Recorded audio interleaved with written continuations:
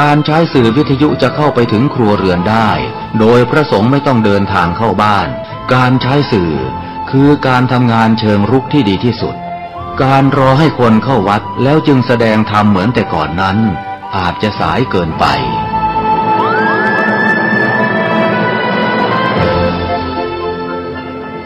เราควรใช้สื่อนำธรรมะเข้าไปให้ถึงภายในบ้านโรงเรียนองค์กรต่างๆให้มากที่สุดการใช้สื่อจะทำให้ผ่อนแรงและประหยัดทั้งคนและเวลา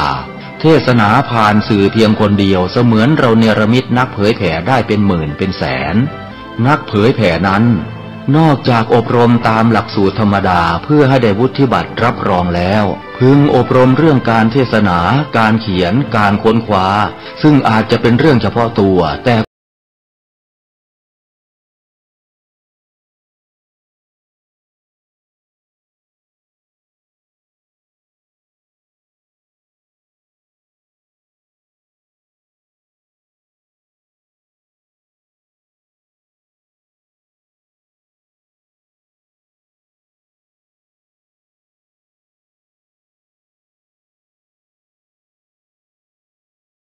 การเลือกตั้งเปิดโอกาสให้ประชาชนมีส่วนร่วมในการตรวจสอบการเลือกตั้งร่วมเป็นพลังต่อต้านการทุจริตและติดตามการเลือกตั้งสมาชิกสภาเทศบาลและนายกเทศมนตรีที่จะมีขึ้นในวันอาทิตย์ที่ 11 พฤษภาคม 2568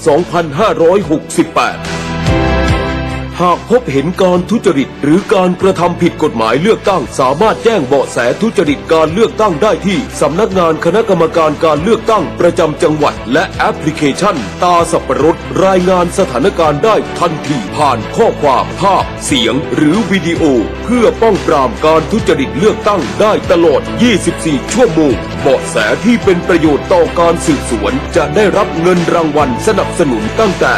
100,000 ถึง 1 ล้านบาทขึ้นอยู่กับความสำคัญของข้อมูลและต้องไม่มีเจตนาหรือจงใจกลั่นแกล้งเพื่อทำให้บุคคลอื่นได้รับความเสื่อมเสียหรือเสียหายรวมทั้งต้องไม่แจ้งข้อมูลอันเป็นเท็จดาวน์โหลดแอปพลิเคชันตาสับปะรดได้แล้ววันนี้ทั้งอุปกรณ์ระบบ Android และอุปกรณ์ระบบ iOS สอบถามรายละเอียดเพิ่มเติมได้ที่สายด่วน 1444สร้างสรรค์ประเทศไทยพร้อมใจไปเลือกตั้ง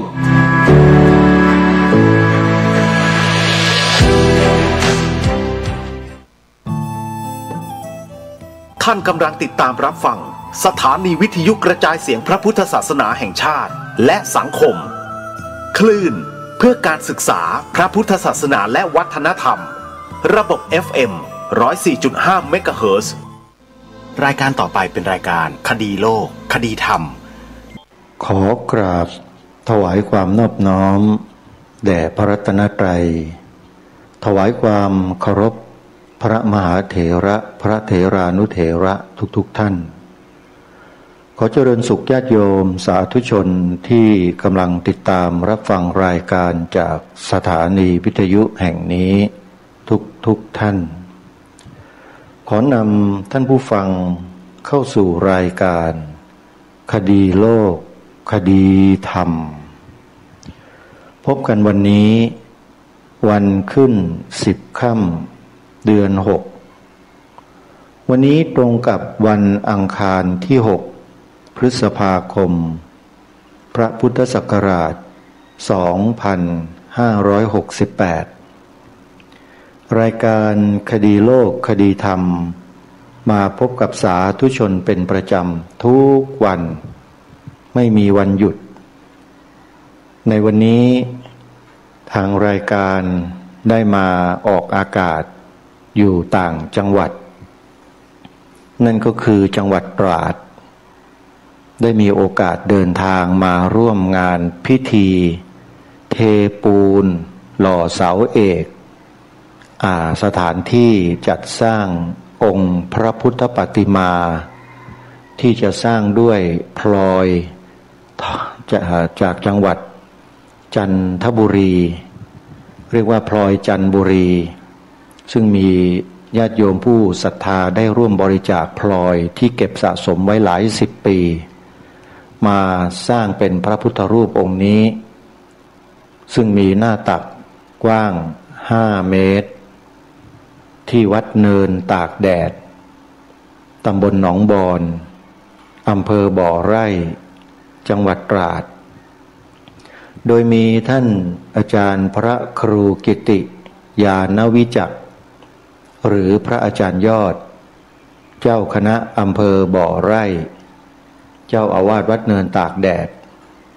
เป็นประธานในการจัดสร้างองค์พระพุทธปฏิมาองค์นี้พระพุทธรูปหรือพระพุทธปฏิมาองค์นี้คืออุเทสิกเจดีย์ที่มีในพระไตรปิฎกที่พระสัมมาสัมพุทธเจ้าทรงอนุญาตให้จัดสร้างขึ้นมาเป็นเครื่องระลึกนึกถึงพระรัตนตรัยท่านได้มีดำริจะรวบรวมพลอยที่ชาวบ้านมีศรัทธาได้เก็บสะสมไว้มาช้านานมาบริจาคแล้วก็ผสมกับเลซินเพื่อสร้างเป็นองค์พระพุทธปฏิมาขึ้นที่วัดเนินตากแดดแห่งนี้ในโอกาสต่อไปในวัน2 วันที่ผ่านมาก็ได้มีโอกาสร่วมไลฟ์สดกิจกรรมพิธีเทปูนหล่อเสาเอกสร้างอาคารประดิษฐานพระพุทธรูปพลอยองค์ใหญ่กับทางวัดเนินตากแดดเมื่อวันที่3 พฤษภาคมที่ผ่านมาญาติโยมที่สนใจจะชมภาพการไลฟ์สดของอาตมาภาพก็สามารถเข้าไปชมใน Facebook ส่วนตัวของอาตมาได้เลยนะโยมนะหรือใน YouTube ที่อาตมาภาพได้ถ่ายทอดสดไว้เข้าไปในช่อง Facebook ที่ชื่อว่านรงฤทธิ์ทองแม้นเป็น Facebook ของอาตมาภาพเองนะโยมนะเข้าไปก็อย่าลืมกดติดตามนะกดส่งต่อแชร์สิ่งดีๆให้กับผู้อื่นร่วมกันแล้วก็ขอประกาศเชิญชวนศรัทธาสาธุชนที่มีศรัทธาจะร่วมสร้างบารมีสร้างองค์พระพุทธปฏิมาที่สร้างด้วยพลอยแท้ๆกับทางวัดเนินตากแดดก็ขอเรียนเชิญเจริญพรญาติโยมสาธุชนได้มีส่วนร่วมในการจัดสร้างกันได้นะโยมนะใครสนใจก็สามารถติดต่อสอบถามรายละเอียดไปที่วัดเนินตากแดดได้วัดเนินตากแดดนั้นตั้งอยู่ที่ตำบลหนองบอนอำเภอบ่อไร่จังหวัดตราดสาธุชนท่านใดที่จะมีส่วนร่วมในการสร้างพระพุทธรูปองค์นี้ก็ติดต่อไปที่ท่านพระอาจารย์พระครูกิติยานวิจักรเจ้าอาวาสวัดเนินตากแดดซึ่งตำแหน่งพระสังฆาธิการของท่านในปัจจุบันท่านเป็นเจ้าคณะอำเภอบ่อไร่จังหวัดตราดโทรศัพท์หมายเลข06456561656อีกครั้งนะโยมนะเบอร์โทรศัพท์ที่จะร่วมกันสร้างพระพุทธรูปพลอยองค์ใหญ่หน้าตัก5 เมตรที่วัดเนินตากแดดอำเภอบ่อไร่จังหวัดตราดให้โยมโทรศัพท์ติดต่อขอร่วมบุญสร้างพระพุทธรูปองค์นี้กับทางวัดได้ที่หมายเลขโทรศัพท์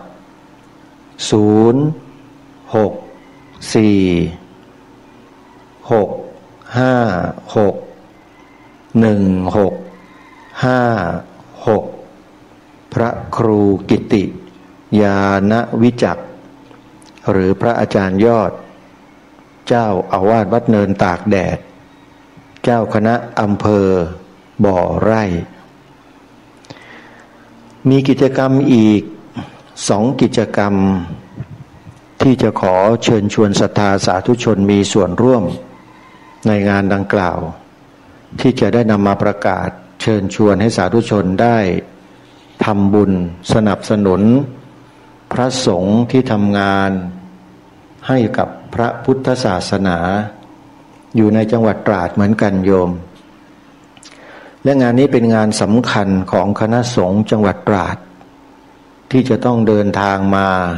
มีส่วนร่วมในฐานะที่เป็นผู้ใต้บังคับบัญชาและงานนี้เป็นงานของเจ้าคณะจังหวัดตราดท่านเจ้าคุณพระราชวชิระธรรมคณีเจ้าอาวาสวัดบางปรือตำบลห้วยแร้งอำเภอเมืองตราดจังหวัดตราดจะมีงานสมโภชพระพุทธชยันตีศรีเมืองตราดและสมโภชสัญญาบัตรพัดยศพระราชาคณะชั้นราชที่พระราชวชิระธรรมคณีเนื่องด้วยท่านเจ้าคุณพระราชวชิระธรรมคณีได้รับพระมหากรุณาธิคุณเลื่อนสมณศักดิ์จากพระราชาคณะชั้นสามัญเป็นพระราชาคณะชั้นราชในปีนี้จึงดำริให้มีงานสมโภชพระพุทธชยันตีศรีเมืองตราดที่ทางวัดบางปรือได้จัดสร้างแล้วเสร็จ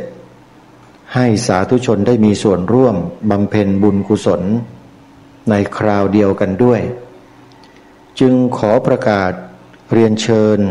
เจริญพรศรัทธาสาธุชนที่มีความสนใจจะร่วมสร้างบุญบารมีกับทางเจ้าคณะจังหวัดตราดในครั้งนี้ได้มีโอกาสร่วมบุญกับทางวัดบางปรือที่อำเภอเมืองจังหวัดตราดโดยพร้อมเพรียงกัน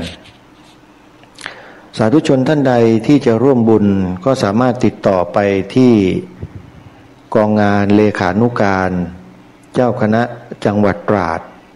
วัดบางปรือได้ทุกวันและงานสมโภชพระพุทธชยันตีศรีเมืองตราดตลอดจนถึงสมโภชสัญญาบัตรพัดยศพระราชาคณะชั้นราชดังกล่าวก็จะจัดให้มีขึ้นในวันศุกร์ที่16พฤษภาคมพระพุทธศักราช2568งานจะเริ่มตั้งแต่เวลา 9 นาฬิกาเป็นต้นไป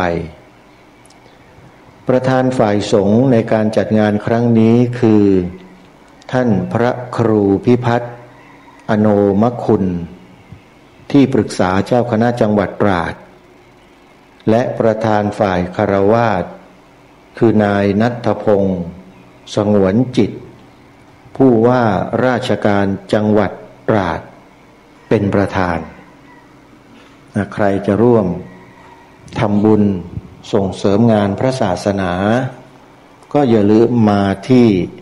วัดบางปรือตำบลห้วยแร้งอำเภอเมืองตราดจังหวัดตราดกันในวันที่16พฤษภาคมนะโยมนะท่านอาจารย์พระครูดมวรานุวัฒน์ท่านก็จะเดินทางมาร่วมงานสมโภชพระพุทธชยันตีศรีเมืองตราดและสมโภชสัญญาบัตรพัดยศพระราชาคณะชั้นราชครั้งนี้ด้วยเพราะเนื่องด้วยพระเดชพระคุณท่านเจ้าคุณพระราชวชิระธรรมคณีเจ้าคณะจังหวัดตราดรูปนี้ท่านมีความเมตตาต่อท่านพระครูดมวรานุวัฒน์เป็นพิเศษมาโดยตลอดแล้วคณะทำงานที่ได้มาถ่ายทอดสดกิจกรรมต่างๆในจังหวัดตราดก็ได้รับความเมตตาจากพระเดชพระคุณท่านเป็นอย่างดีทุกครั้งโยมเพราะฉะนั้นญาติโยมใครที่อยู่ทางจังหวัดฉะเชิงเทราชลบุรีระยองจันทบุรีหรือแม้แต่จังหวัดตราดนะโยมอย่าลืมไปร่วมงานนะไปถวายกำลังใจพระเดชพระคุณท่านให้ท่านมีกำลังในการบริหารกิจการของพระพุทธศาสนาในจังหวัดตราด ให้เจริญรุ่งเรืองยิ่งขึ้นไปขอเรียนเชิญทุกท่านร่วมงานกันและในเวลาอันใกล้จะมาถึงนี้ก็เหลืออีกเพียงไม่กี่วันแล้วท่านสาธุชนก็จะถึงวันสำคัญทางพระพุทธศาสนาของเราแล้วนั่นก็คือวันวิสาขบูชาในทุกๆปีการจัดงานวันวิสาขบูชานั้นเป็นงานใหญ่ระดับโลกไปแล้วเนื่องด้วยยูเนสโกแห่งองค์การสหประชาชาติได้ประกาศให้วันวิสาขบูชาเป็นวันสำคัญสากลของโลกมานานหลายปีแล้วเพราะฉะนั้นวัดวาอารามต่างๆที่มีการขึ้นป้ายประกาศจัดงานวิสาขบูชาก็จะใส่คำว่าโลกห้อยท้ายไว้กับวันวิสาขบูชาเป็นประจำและหนึ่งในวัดนั้นที่ขึ้นป้ายวันวิสาขบูชาโลกก็คือวัดคลองพร้าวตำบลเกาะช้างอำเภอเกาะช้างจังหวัดตราดญาติโยมหลายท่านหลายคนก็คงจะสงสัยนะว่าวันนี้ท่านพระครูประหลัดนรงฤทธิ์มาพูดถึงวัดคลองพร้าวได้อย่างไรญาติโยมอาตมาภาพมาจังหวัดตราดเลยมีโอกาสข้ามฝั่งจากแผ่นดินใหญ่มายังเกาะช้างในครั้งนี้แล้วที่นั่งจัดรายการอยู่นี้อาตมาภาพก็นั่งอยู่ที่วัดคลองพร้าวตำบลเกาะช้างอำเภอเกาะช้างจังหวัดตราดได้มาอาศัยใบบุญของท่านเจ้าอาวาสท่านพระอาจารย์ประหลัดศักดาได้นั่งสนทนาธรรมกันถึง3 ชั่วโมงโยมท่านเมตตามากคุยพูดถึงเรื่องความเป็นมาเป็นไปของวัดการเข้ามาดำรงตำแหน่งเป็นเจ้าอาวาสตั้งแต่ยุคนั้นยุคนี้สมัยนั้นสมัยนี้ท่านครองวัดคลองพร้าวมาเนี่ย30 ปีญาติโยมแปลว่าสภาพของวัดคลองพร้าวที่ญาติโยมได้เห็นในปัจจุบันถ้ามีโอกาสมาเกาะช้างโยมอย่าลืมแวะมาที่วัดคลองพร้าวนะโยมนะเซิร์ชทางอินเทอร์เน็ตโยมก็จะมาได้ถูกต้องเลยไม่ยากนะฮะท่านมาจำพรรษาที่วัดนี้ในครั้งแรกเนี่ยวัดนี้ก็ยังไม่เจริญยังไม่ได้มีถาวรวัตถุอะไรมากมายนักท่านจะต้องมาบุกเบิกมาดำเนินการพัฒนาวัดมาโดยตลอดระยะเวลา30 ปีจนวัด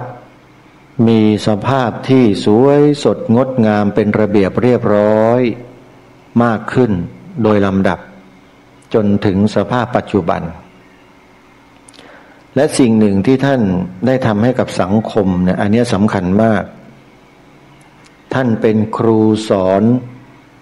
พระปริยัติธรรมบนเกาะช้างเรียกว่างานสอนนักธรรมทำตรีทำโททำเอกธรรมศึกษาตรีธรรมศึกษาโทธรรมศึกษาเอกท่านพระอาจารย์ประหลัดศักดานั้นถือว่าเป็นครูสอนปริยัติธรรมอยู่บนเกาะช้างเนี่ยเป็นที่เคารพเชื่อถือของคณะพระสงฆ์ของคณะครูตามโรงเรียนต่างๆและนักเรียนนักศึกษาอย่างมากเรียกว่าเป็นที่รู้จักของนักเรียนนักศึกษา ทั้งในทางธรรมแล้วก็ทางโลกอย่างกว้างขวางบนเกาะช้างก็แล้วกันท่านพระอาจารย์ประหลัดศักดาท่านได้พูดคุยถึงการทำงานของท่านเนี่ยให้ฟังมากมายหลายประการ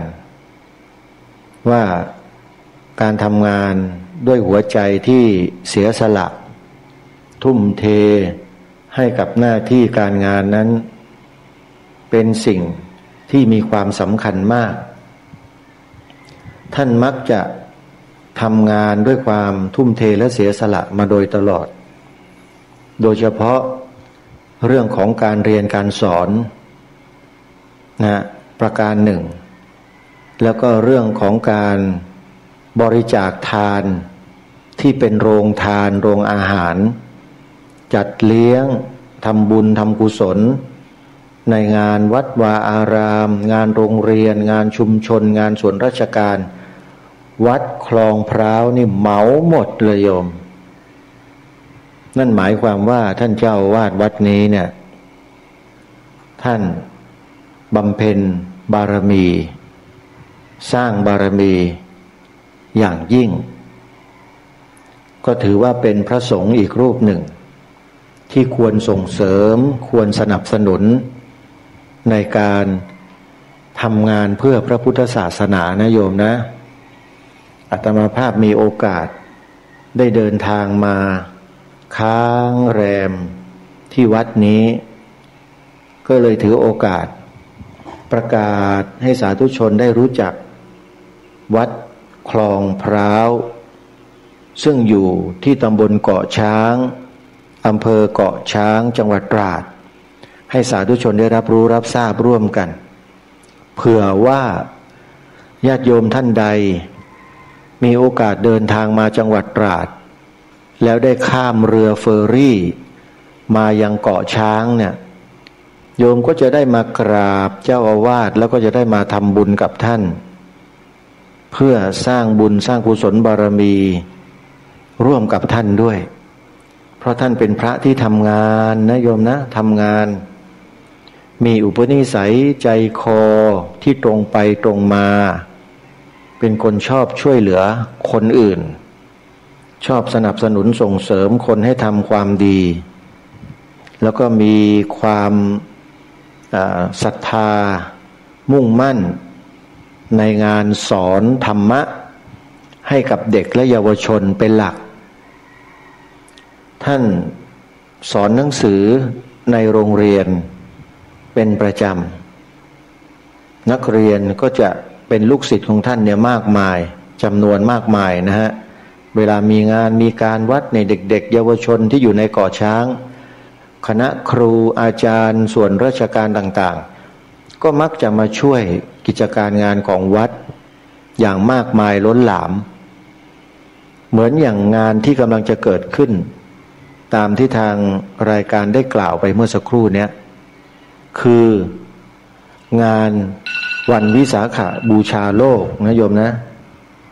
งานวันวิสาขบูชาโลกที่จะมีขึ้นในวันวิสาขบูชาปีนี้เนี่ย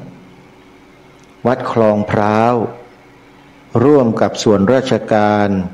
ชาวบ้านประชาชนนักเรียนนักศึกษาครูอาจารย์บนเกาะช้างจะมารวมกันอยู่ที่วัดคลองพร้าวเนี่ยเกือบทั้งหมดเลยท่านสาธุชนถ้าใครมาที่เกาะช้างในวันวิสาขบูชานะถ้ามีโอกาสนะโยมจะได้เห็นภาพมวลมหาประชาชนมารวมกันที่วัดคลองพร้าวเนี่ยอย่างล้นหลามเลยพื้นที่ดินที่สร้างวัดจำนวน8 ไร่เนี่ยเรียกว่าไม่พอที่จะให้คนได้อยู่ได้ยืนกันมากันเต็มไปหมดเลยแล้วทางวัดก็เตรียมการจัดเลี้ยงการต้อนรับเอาไว้อย่างดี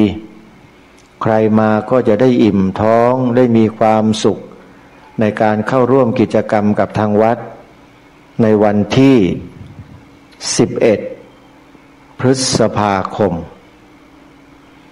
วันนั้นเป็นวันขึ้น15 ค่ำเดือน6วันที่พระสัมมาสัมพุทธเจ้าทรงอุบัติ ในโลกตั้งแต่ประสูติเป็นเจ้าชายสิทธัตถะองค์น้อยมาจนถึงตรัสรู้เป็นพระสัมมาสัมพุทธเจ้าและเสด็จดับขันธปรินิพพานที่ใต้ต้นสาละต้นรังคู่ณเมืองกุสินาราเป็นความมหัศจรรย์ความอัศจรรย์อย่างยิ่งของมนุษย์ที่เป็นมหาบุรุษหนึ่งเดียวในจักรวาลที่มีวันเกิดวันตรัสรู้วันปรินิพพานตรงกันคือวันขึ้น15 ค่ำเดือน6สิ่งเหล่านี้ถูกกำหนดมาด้วยแรงอธิษฐานทั้งสิ้นด้วยบุญญาบารมีอันยิ่งขององค์สมเด็จพระสัมมาสัมพุทธเจ้าโดยแท้ไม่มีศาสดาใดในโลกและในจักรวาลที่จะเป็นได้เหมือนอย่างพระสัมมาสัมพุทธเจ้าท่านสาธุชนทั้งหลายพระองค์ท่านทรงบำเพ็ญบารมีมาอย่างยิ่งตั้งแต่บารมีปกติอุปบารมีปรมัตถบารมีจนสำเร็จเป็นพระอรหันต์อนุตตรสัมมาสัมโพธิญาณเป็นพระพุทธเจ้าศาสดาเอกของโลกมนุษย์เทวดาพรหมทั้งหลายและเมื่อถึงโอกาสที่เราจะได้ทำการบูชาพระสัมมาสัมพุทธเจ้าวันวิสาขบูชาโลกนี่แหละโยมเป็นวันที่พุทธศาสนิกชนทุกหมู่เหล่าจะต้องมารวมตัวกันที่วัดวาอารามต่างๆแล้วมาร่วมด้วยช่วยกันจัดกิจกรรมในวันวิสาขบูชาโลกร่วมกันวัดคลองพร้าวได้ติดป้ายประกาศวันวิสาขบูชาโลกไว้ที่วัดอาตมาภาพก็เลยถือโอกาสประชาสัมพันธ์ให้สาธุชนได้มีส่วนร่วมบำเพ็ญกองการกุศลทำบุญกับทางวัดคลองพร้าวร่วมกันนะโยมนะใครที่สนใจที่จะทำบุญกับทางวัดคลองพร้าวนะโยมสามารถติดต่อสอบถามรายละเอียดเข้ามาที่วัดคลองพร้าวได้เลยโยมนะฮะวัดคลองพร้าวนั้นอยู่ที่ตำบลเกาะช้างอำเภอเกาะช้างจังหวัดตราดโทรศัพท์มาที่เลขานุการของทางวัดเพื่อสอบถามรายละเอียดและร่วมบุญกับทางวัดคลองพร้าวได้นะโยมหมายเลขโทรศัพท์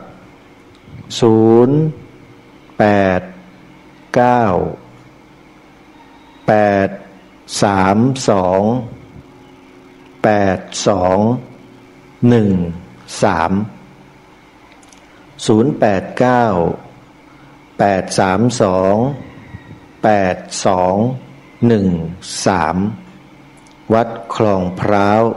ตำบลเกาะช้างอำเภอเกาะช้างจังหวัดตราดนะนี่ก็เป็นข่าวดี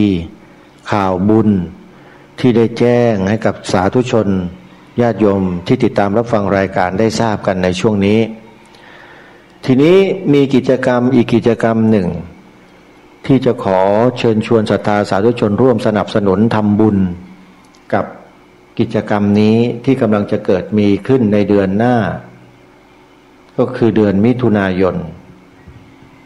งานนี้ก็คืองานปริวาสกรรมอีกงานหนึ่งที่จะจัดให้มีขึ้นในระหว่างวันที่25มิถุนายนไปจนถึงวันที่4กรกฎาคมพระพุทธศักราช2568งานนี้จัดขึ้นณวัดศรีอุดมวงศ์ตำบลศรีสงครามอำเภอวังสะพุงจังหวัดเลย ขอเรียนเชิญเจริญพรญาติโยมสาธุชนพี่น้องสภาพุทธบริษัทจังหวัดเลยพุทธบริษัทโดยทั่วไปพี่น้องประชาชนชาวจังหวัดเลยและผู้ที่มีความศรัทธาในท่านอาจารย์พระครูดมวรานุวัตรได้เคยมีส่วนร่วมในการบำเพ็ญกองการกุศลร่วมกันกับท่านสนับสนุนส่งเสริมข้าวปลาอาหารภัตตาหารเช้าเพลน้ำปานะแด่พระสงฆ์ที่มาอยู่ปริวาสกรรมในช่วงวันเวลาดังกล่าวร่วมกับทางวัดศรีอุดมวงศ์ด้วยกันนะโยมนะหรือถ้าใครจะมาปฏิบัติธรรมบวชเนกขัมมะในช่วงงานปริวาสกรรมทางวัดก็ยินดีต้อนรับเป็นอย่างยิ่งเชิญได้เลยโยม10 วัน10 คืนมาอยู่ปฏิบัติธรรมร่วมกันที่วัดศรีอุดมวงศ์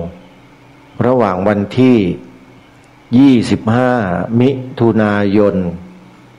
ถึงวันที่4 กรกฎาคมนะโยมนะ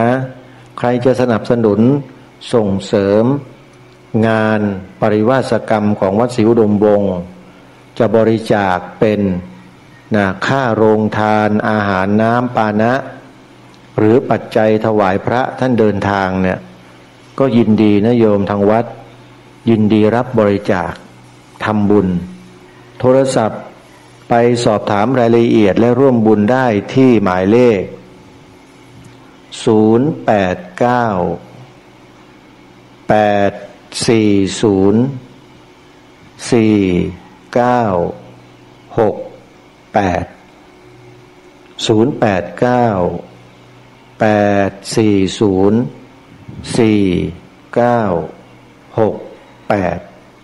ขออนุโมทนาสาธุบุญกับทุกท่านไว้ณโอกาสนี้ทีนี้ก็มาปรารภถึงเรื่องราวที่ได้ปรารภพูดคุยสนทนาธรรมกับเจ้าวัดคลองพร้าวอำเภอเกาะช้างจังหวัดตราดเล่าสู่สาธุชนได้ฟังกันเป็นการบอกเล่านะโยมนะเจ้าวาดวัดคลองพร้าวท่านเป็นพระที่เดินมาจากสายกรรมฐาน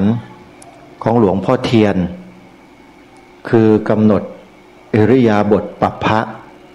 ที่ยกมือเข้ายกมือออกอย่างนี้นะใครที่เป็นลูกศิษย์สายครูบาอาจารย์หลวงพ่อเทียนก็จะทราบดีว่าการปฏิบัติใน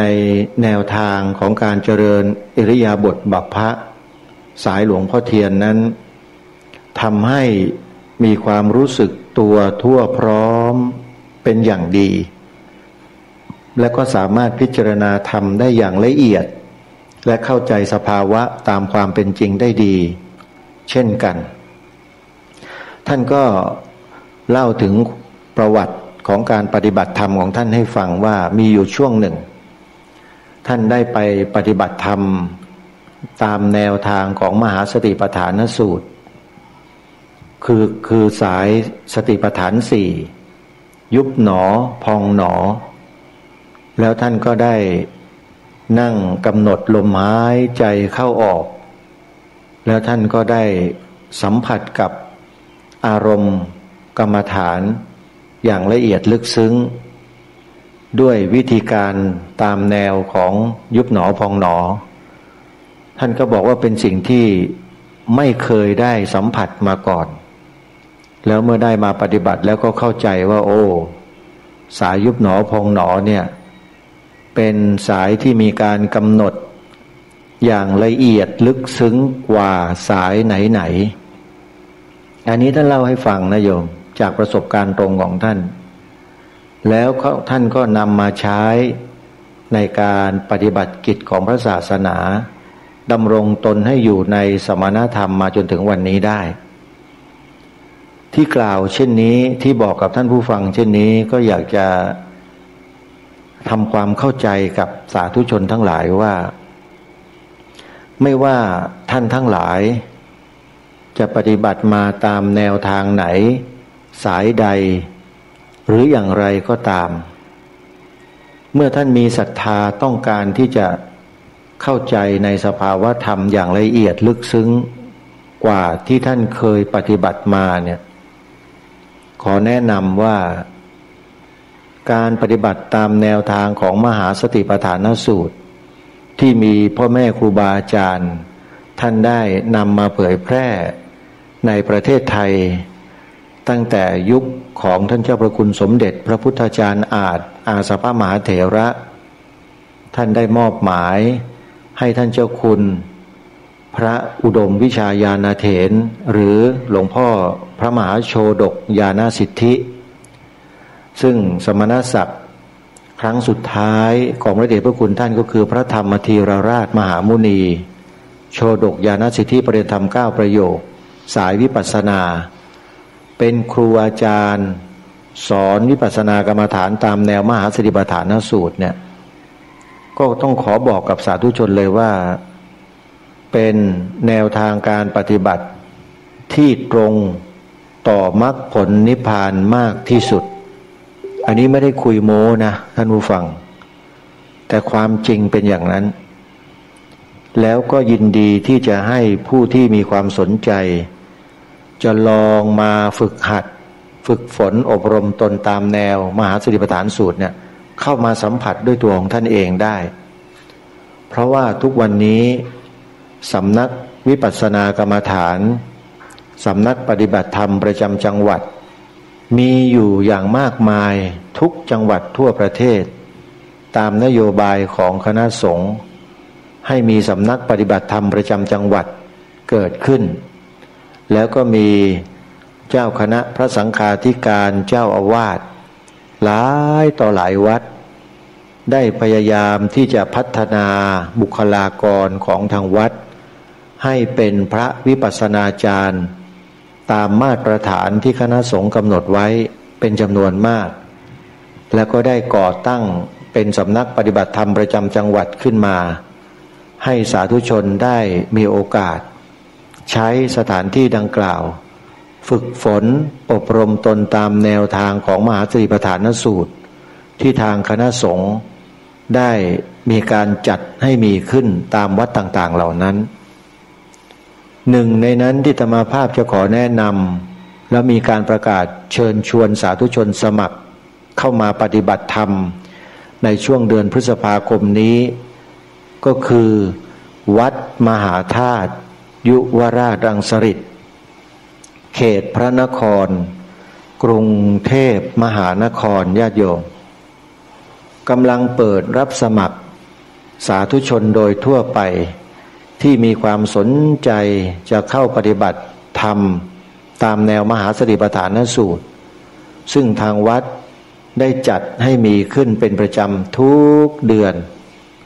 และในเดือนพฤษภาคมนี้ก็ได้ประกาศไปแล้วท่านใดมีความสนใจจะเข้าอยู่ปฏิบัติธรรมตามคอร์สที่ได้กำหนดไว้คือ10 วันนะโยมนะ10 วัน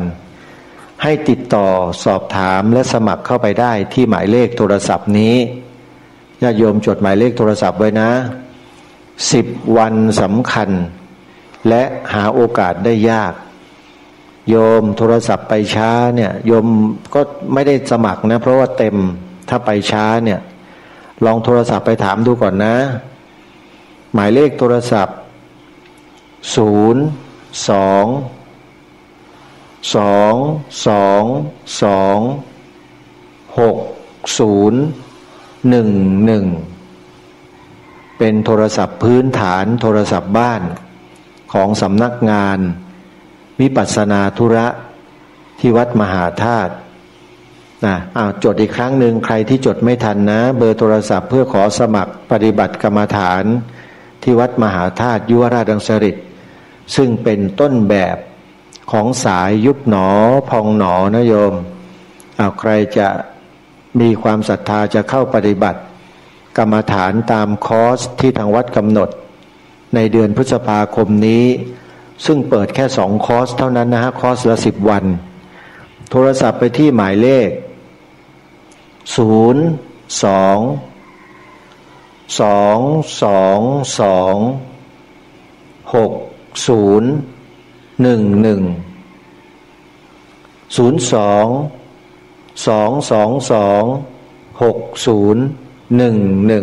มายเลขเดียวลองโทรศัพท์เข้าไปนะฮะคือการปฏิบัติวิปัสสนากรรมฐานเนี่ยนะหลายๆสำนักก็ได้รับวิชาความรู้มาจากครูบาอาจารย์พระวิปัสสนาจารย์ที่มีการฝึกฝนอบรมตนมาอย่างช่ำชองมีความเชี่ยวชาญชำนาญแล้วก็ได้รับการถ่ายทอดมาเป็นอย่างดีแต่บางสำนักขาดครูบาอาจารย์เหล่านี้โยมแล้วการถ่ายทอดวิชาสติปัฏฐานสูตรการปฏิบัติวิปัสสนากรรมฐานที่ถูกต้องและเป็นความสมบูรณ์แบบจากประสบการณ์ตรงของครูบาอาจารย์ที่ศึกษามาเป็นอย่างดีเนี่ย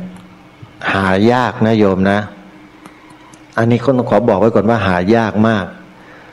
และถ้าหากว่ามีที่ใดก็ตามที่มีการจัดตั้งเป็นสำนักปฏิบัติธรรมแล้วก็มีการอบรมให้ความรู้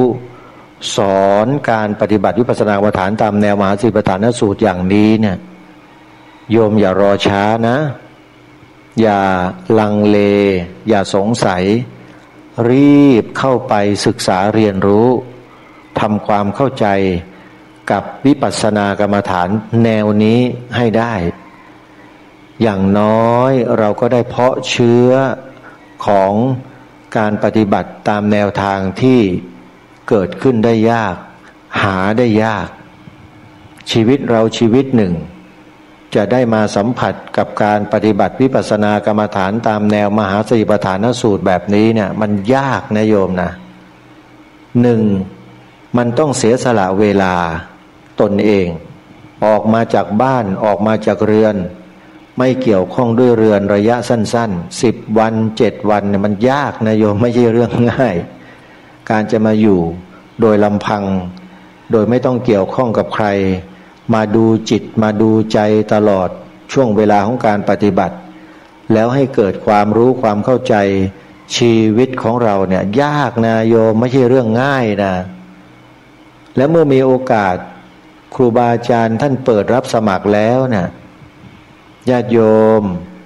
ใครเนาะจะมีบุญมีวาสนาบารมีที่สั่งสมมาแล้วแต่อดีตที่จะได้มาเดินจงกรมนั่งสมาธิปฏิบัติธรรมยุบหนอพองหนอซ้ายย่างหนอขวาย่างหนอเนี่ยจะมีสักกี่ท่านลองพิจารณาดูให้ดีเราจะเป็นหนึ่งในนั้นไหมโอกาสมาถึงแล้วท่านผู้ฟังตอนนี้เนี่ยคณะสงฆ์เนี่ยให้ความสำคัญกับเรื่องของการปฏิบัติวิปัสสนากรรมฐานมากจะเห็นได้ว่าสำนักปฏิบัติธรรมต่างๆเนี่ยก็พยายามที่จะประกาศเชิญชวนญาติโยมพุทธบริษัทผู้ที่สนใจ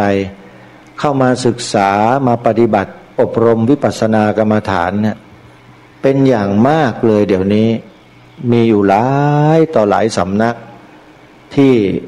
มีการประกาศให้เป็นสำนักปฏิบัติธรรมประจำจังหวัดก็พยายามที่จะดึงญาติโยมหรือผู้มีศรัทธาที่เป็นพระสงฆ์สามเณรแม่ชีพุทธบริษัทโดยทั่วไปเนี่ยให้มาเข้าคอร์สปฏิบัติธรรมแต่ปรากฏว่าในครั้งหนึ่งมีคนเข้ามาสมัครไม่กี่คนนะโยมยกตัวอย่างเช่นวัดป่าสะพาน2อยู่ที่ตำบลวังประจบอำเภอเมืองจังหวัดตากเจ้าอาวาสก็คือพระอธิการบัวเรียนพุทธสโรเป็นพระสงฆ์ที่ตาบอดสนิททั้งสองข้างแต่ท่านสอนกรรมฐานให้กับญาติโยมได้สอนธรรมะให้กับญาติโยมผ่านสถานีวิทยุกระจายเสียงที่อยู่ในวัดของท่านเนี่ยให้โยมฟังได้ทุกวันเลยโยมแล้วท่านก็มีลีลาการนำเสนอการสอนธรรมะที่ไม่เหมือนใครท่านจะมีการยกอุปมาอุปไมยให้ญาติโยมซึ่งเป็นผู้ฟังเนี่ย ได้ทำความรู้ความเข้าใจแบบง่ายๆเมื่อฟังแล้วเข้าใจแล้วก็ถือว่าเข้าใจธรรมะของพระสัมมาสัมพุทธเจ้าโดยไม่รู้ตัวเหมือนกันนี่คือวิธีการสอนของท่านวัดป่าสะพาน2ประกาศออกวิทยุรับสมัครญาติโยมผู้ที่สนใจปฏิบัติวิปัสสนากรรมฐานประจำเดือนนี้ตั้งแต่วันนี้ถึงวันที่เท่านี้ขอเชิญญาติโยมที่สนใจโทรศัพท์เข้ามาสมัครกันได้พอถึงวันเปิดรับสมัครถึงวันที่จะมาปฏิบัติธรรมปรากฏว่ามีคนสมัครไม่ถึง20บางทีก็น้อยกว่า10ก็มีข้อนี้เป็นเครื่องบ่งบอกให้เราได้เห็นอะไรท่านผู้ฟังเห็นหลายอย่างเห็นทั้งในสิ่งที่ดีและเห็นทั้งในสิ่งที่น่าเป็นห่วงอาตมาภาพจะไม่บอกว่าไม่ดีนะเพราะไม่มีอะไรที่ไม่ดีฮะมีแต่สิ่งที่ดีแต่น่าเป็นห่วงสิ่งที่ดีก็หมายความว่าโชคดีที่ยังมีโยคาวจรหรือผู้ปฏิบัติธรรมสนใจการปฏิบัติธรรมตามแนวมหาสติปัฏฐานสูตรยังมีอยู่ถึงแม้ว่าจะน้อยแต่ก็ถือว่ายังมีพอที่จะเป็นเชื้อที่จะไปถ่ายทอดงานด้านวิปัสสนาธุระกับลูกหลานเยาวชนคนรุ่นหลังๆต่อไปได้อีกแปลว่าไม่เสียหลายแล้วมีคนมาปฏิบัติแต่ถามว่าในสภาวะปัจจุบันจะบอกว่าน้อยเกินไปได้ไหมอาตมาภาพหรือกระผมคิดว่าไม่น่าจะน้อยเกินไปแต่ถามว่าน้อยไหมน้อยถ้าเทียบกับอัตราส่วนของประชากรของคนที่อาศัยอยู่ในจังหวัดตากนะอยู่จังหวัดตากนะครับที่ผมพูดนี่ผมกำลังพูดอยู่ที่จังหวัดตราดภาคตะวันออกแต่กำลังกล่าวถึงการทำหน้าที่กิจกรรมการปฏิบัติธรรมของจังหวัดตากอยู่ที่ภาคเหนือของท่านพระอาจารย์บัวเรียนมีคนมาสมัครไม่ถึง20คนแล้วปฏิบัติไปก็เหลือประมาณ10กว่าคนต้นๆเป็นอย่างนี้ทุกครั้งนั่นก็หมายความว่างานวิปัสสนาธุระที่จะนำพาผู้คนให้เข้าถึงพระรัตนตรัยคือพระพุทธพระธรรมพระสงฆ์เนี่ยไม่ใช่เรื่องง่ายเป็นเรื่องที่ยากญาติโยมและเป็นเรื่องที่มีผู้คนเพียงไม่กี่คนจำนวนไม่กี่ท่านที่จะได้รับโอกาสดีเช่นนี้ให้กับชีวิตเพราะฉะนั้นใครก็ตามญาติโยมสาธุชนนะที่มีโอกาส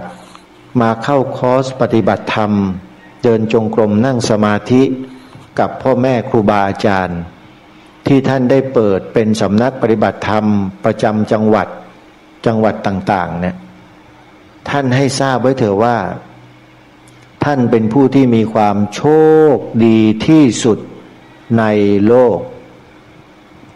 กเลยนะไม่ใช่ในประเทศนะครับ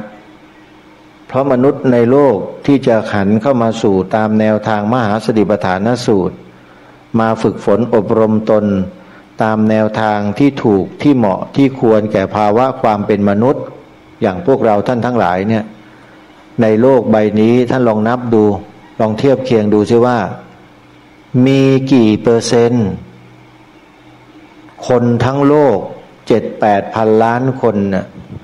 ที่จะมาปฏิบัติวิปัสสนากรรมฐานอย่างเราท่านทั้งหลายเนี่ยนะ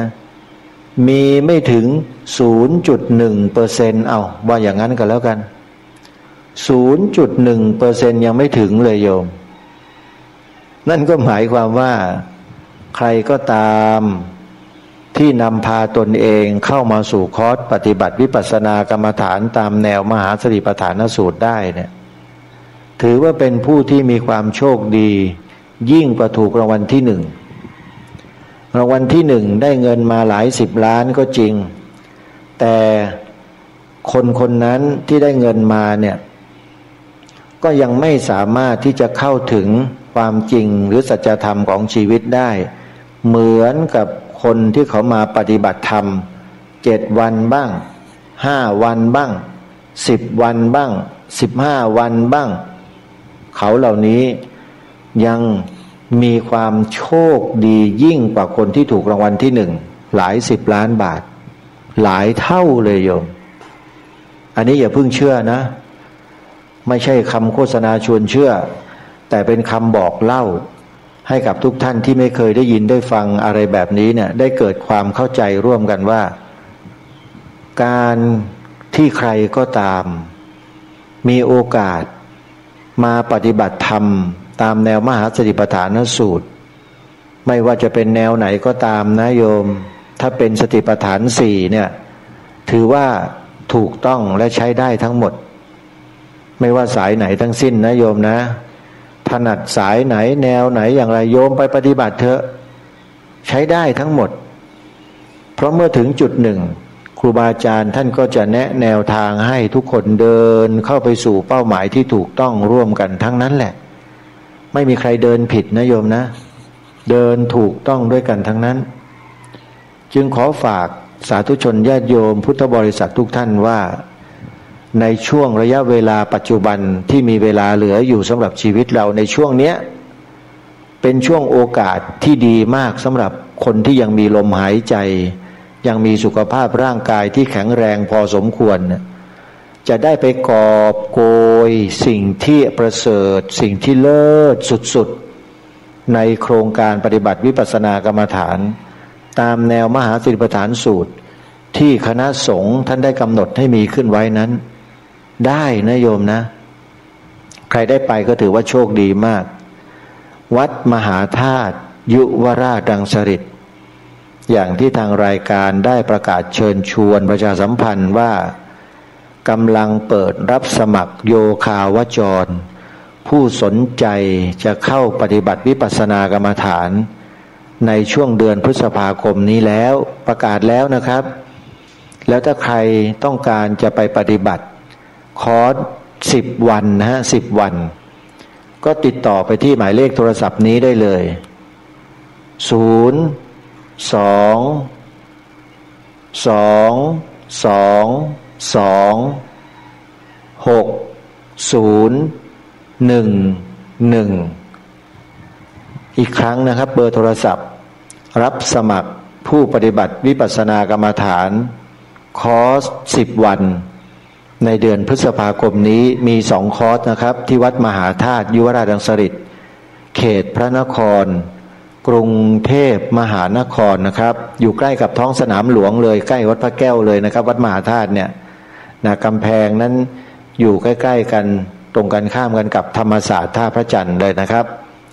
โทรศัพท์หมายเลขนะครับ02-222-6011ก็ลองติดต่อสอบถามรายละเอียดไปนะครับวันนี้พูดถึงเรื่องประวัติความเป็นมาของท่านเจ้าอาวาสวัดคลองพร้าวในโอกาสที่ได้มาพักค้างแรมอาศัยท่าน1 คืนแล้วก็ได้สนทนาธรรมกัน3 ชั่วโมงญาติโยมมีเรื่องราวมีอะไรต่างๆมากมายที่แลกเปลี่ยนเรียนรู้กับท่านได้ความรู้เยอะเลยในฐานะที่ท่านนั้นมีประสบการณ์มานานแล้วก็มีความรู้ความสามารถมากมาย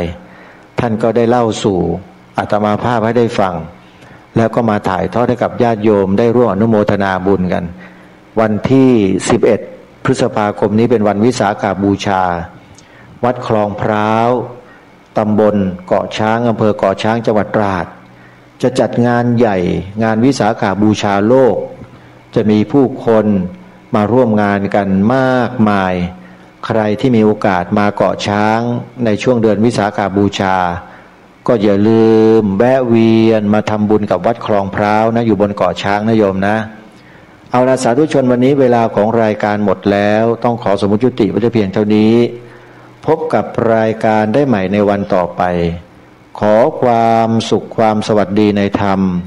แห่งองค์สมเด็จพระบรมศาสดาสัมมาสัมพุทธเจ้าจงปรากฏเกิดมีขึ้นในจิตใจของท่านผู้ฟังทุกท่านทุกคนเทอญขอเจริญพร